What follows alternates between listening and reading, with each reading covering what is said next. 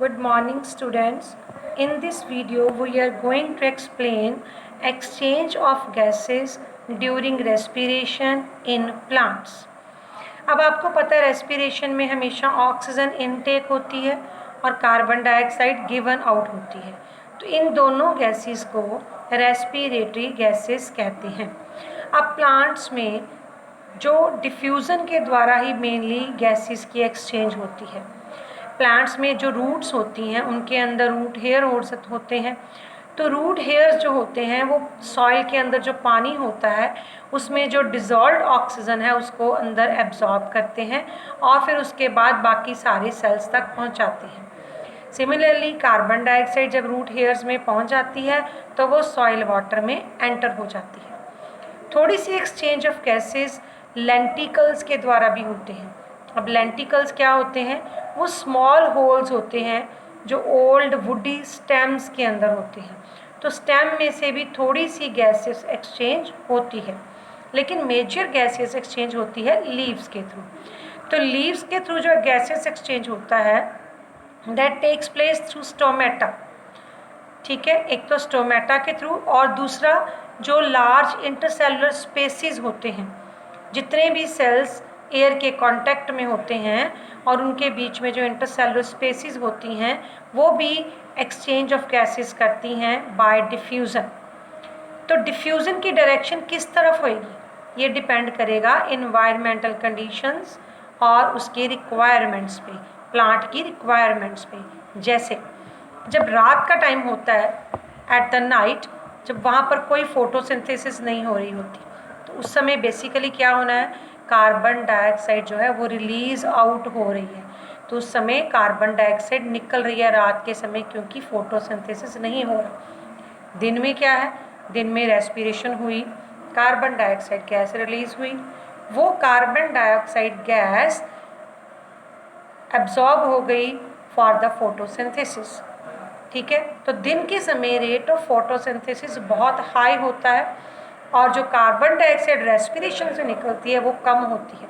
तो सारी रेस्पिरेशन के द्वारा निकली हुई कार्बन डाइऑक्साइड फोटोसिंथेसिस में यूज़ हो गई, प्लस प्लांट्स ने एयर में से भी कार्बन डाइऑक्साइड ली फॉर फोटोसिंथेसिस। तो ओवरऑल क्या होगा, ऑक्सीजन विल बी रिलीज्ड। तो दिन के समय प्लांट्स ऑक्सीजन रिलीज करते हैं थ्रू स्टोमेटा और रात के समय प्लांट्स कार्बन डाइऑक्साइड रिलीज करते हैं इन द एनवायरनमेंट। तो डिपेंड करता है इन्वायरमेंटल कंडीशंस क्या हैं और प्लांट्स की रिक्वायरमेंट्स क्या हैं। ठीक है, अब आता है respiration in animals. Respiration in animals में अलग अलग एनिमल्स के पास अलग अलग ऑर्गन्स होते हैं फॉर रेस्पिरेशन। जो पानी के अंदर रहने वाले ऑर्गेनिजम्स हैं उनका रेट ऑफ ब्रीथिंग हमेशा हाई होता है दैन टेरेस्ट्रियल ऑर्गेनिजम्स। टेरेस्ट्रियल कौन से होते हैं? जो लैंड पे रहते हैं। तो लैंड पर रहने वाले ऑर्गेनिज्म से ज़्यादा रेट ऑफ रेस्पिरेशन होता है इन द एक्वेटिक ऑर्गेनिजम्स। इसका रीज़न क्या है?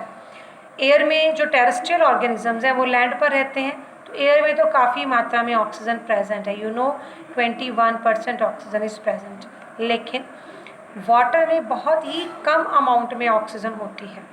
तो जो पानी के अंदर रहने वाले एक्वेटिक ऑर्गेनिजम्स हैं वो डिपेंड करते हैं उसी ऑक्सीजन के ऊपर जो पानी के अंदर डिज़ोल्व्ड है।